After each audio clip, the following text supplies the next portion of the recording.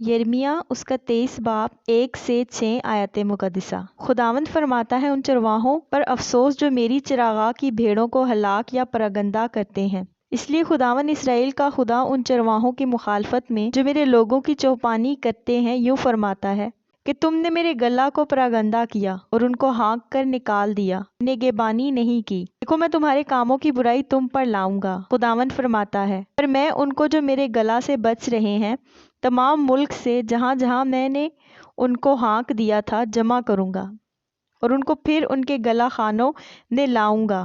وہ پھیلیں گے اور بڑھیں گے اور میں ان پر ایسے چوپان مقرر کروں گا جو ان کو چرائیں گے، اور وہ پھر نہ ڈریں گے، نہ گھبرائیں گے، نہ گم ہوں گے۔ خداوند فرماتا ہے، دیکھ وہ دن آتے ہیں، خداوند فرماتا ہے کہ میں داؤد کے لیے ایک صادق شاخ پیدا کروں گا اور اس کی بادشاہی ملک میں اقبال مندی اور عدالت اور صداقت کے ساتھ ہوگی۔